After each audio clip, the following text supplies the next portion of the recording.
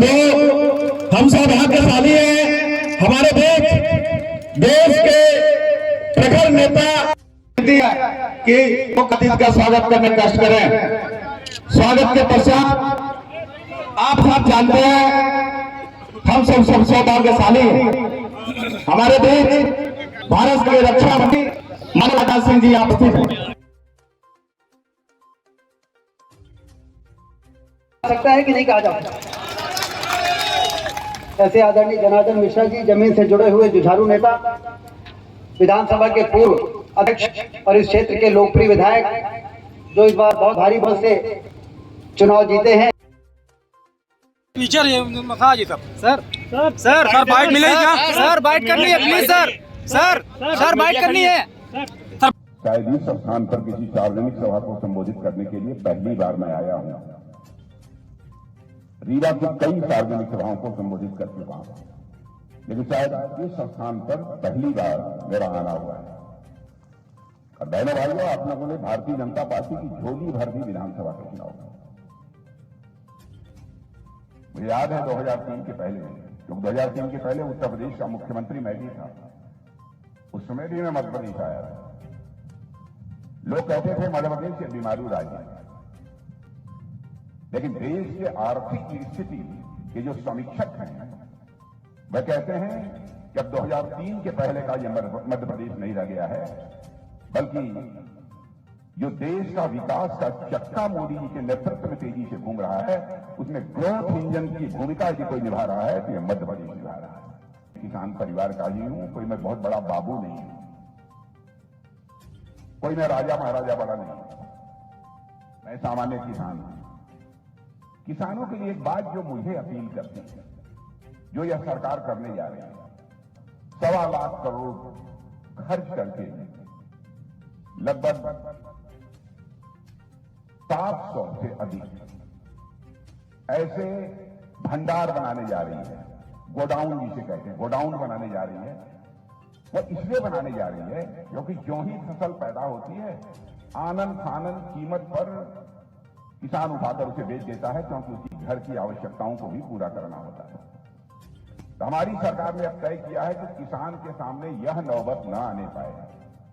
फसल पैदा होती है, वह चाहे तो भंडार गृह में उसे रख दे और वहां से कुछ पैसा ले ले और अपना घर का खर्च पर चलाए, और जब अनाज की कीमत बढ़ जाए तब ले जाकर उसे वह बाजार में बेच दे। और बहनों भाइयों, जिस तेजी से विकास हुआ है इस हमारे मध्य प्रदेश का और हमारे देश का जिस तेजी से विकास हुआ है, मैं एक बात बतलाना चाहता हूं आपको। सारी दुनिया में भारत के प्रति तो धारणा ही बदल गई, भारत के प्रति लोगों की धारणा ही बदल गई, और लोग यह मानते हैं वह दिन दूर नहीं है कि भारत 25, 30, 40 वर्षों में विश्व की महाशक्ति बन जाएगा, सुपर पावर बन जाएगा भारत। यह लोगों की धारणा बनने लगी है। समाचार पत्र में अमेरिका के एम्बेसडर ने, मैं दुनिया का सबसे ताकतवर देश यदि कोई माना जाता है तो अमेरिका माना जाता है। तो अमेरिका के एम्बेसडर मिस्टर एरिक गार्सेटी, उन्होंने एक कार्यक्रम को संबोधित करते हुए कहीं पर यह कहा, कोई इंटरनेशनल फोरम था, अंतर्राष्ट्रीय मंच था, उसको संबोधित करते हुए उन्होंने कहा, अगर आप भविष्य देखना चाहते हैं, अगर आप भविष्य देखना चाहते हैं तो आप भारत हैं। आप यदि भविष्य को महसूस करना चाहते हैं तो आप भारत आए, और यदि आप भविष्य पर काम करना चाहते हैं तो भारत आए। यह दुनिया के सबसे शक्तिशाली देश अमेरिका के राजदूत ने कहा है। अयोध्या की धरती पर आज भव्य राम का मंदिर बनकर खड़ा हो गया। मर्यादा पुरुषोत्तम भगवान राम अपनी झोपड़ी से निकलकर अपने महल में स्थापित हो चुके हैं। बहने भाइयों, मुझे तो ऐसा लगता है कि भारत में अब राम राज्य आने का यह शुभ संकेत है। लोग कहते हैं साहब भाजपा वाले हिंदू मुसलमान की बात करते हैं। बहनों भाइयों, मैं ईमानदारी से कहना चाहता हूं, हिंदू मुसलमान ईसाई यहूदी इस नाम पर हम कोई भेदभाव नहीं करते, कोई भेदभाव नहीं करते। 3 तलाक की प्रथा को हम समाप्त करेंगे, ये हमारी सरकार बनेगी। हमने तो बहुत पहले कहा था, ऐसा नहीं है कि किसी की आंखों में धूल झोंक कर हमने इसे समाप्त कर दिया। हमारा हमारी प्रतिज्ञा थी, हमारा वचन था। क्यों? क्योंकि हिंदू हो, ईसाई हो, मुसलमान हो, यहूदी हो, पारसी हो, किसी परिवार की मां बहन, बहनों भाई हो, हमारी मां बहन है यह मानकर भारतीय जनता पार्टी के लोग हैं। नारी का सम्मान यह हमारी प्राचीन परंपरा रहा है। नारी को शक्ति स्वरूपा माना गया है हमारे यहां देश में। अब कोई किसी से शादी करके अब 10 दिन के बाद 3 बार तलाक तलाक तलाक बोल दे, उसकी छुट्टी कर दे, तो दुनिया में कोई इसे भले ही बर्दाश्त कर ले, लेकिन भारतीय जनता पार्टी बर्दाश्त नहीं कर सकती। सत्ता आए अथवा जाए इसकी हमको परवाह नहीं है, लेकिन नारी शक्ति को अपने हिंदुस्तान की धरती पर हम कभी अपमानित नहीं होने। भारत की प्रतिष्ठा मोदी जी ने सारी दुनिया में बढ़ाई है, इसमें कहीं दो राय नहीं। मैं बहुत सोच समझ कर बोल रहा हूं। हमारे पास आंकड़े हैं, मैं सिद्ध कर सकता हूं, तो कोई टाल नहीं सकता। धन दौलत के मामले में, इकोनॉमी की साइज, अर्थव्यवस्था के आकार के मामले में हमारा भारत पहले दुनिया के देशों में 11वें स्थान पर था, और आज के 2 साल पहले ही हमारा यह भारत वह जंप लेकर आज दुनिया में 5वें स्थान पर भारत आ गया है।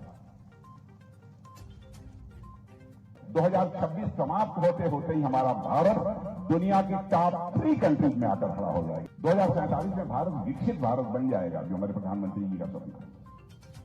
लेकिन मुझे लगता है कि 2070-2072 आते आते विश्व की सबसे बड़ी आर्थिक शक्ति यदि कोई बनेगा तो हमारा और आपका भारत ये बनेगा, हमारा और आपका देश भारत बनेगा। राजनाथ सिंह आज पहुंचे हैं, रक्षा मंत्री हैं, क्या जी। कैसा कार्यक्रम?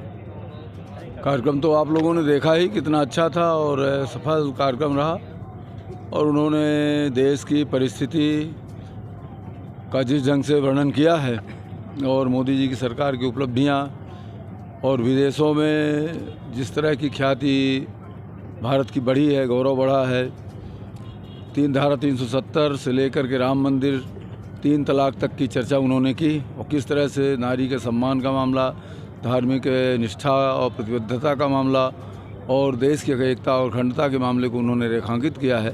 और मैं समझता हूं कि उन्होंने पूरे विषय को और 2047 में विकसित भारत के प्रधानमंत्री जी के सपने को किस तरह से साकार करना है, इन सारी चीज़ों को उल्लेख करके उन्होंने मतदाताओं से अपील की है कि भारतीय जनता पार्टी को जिताने का काम करें।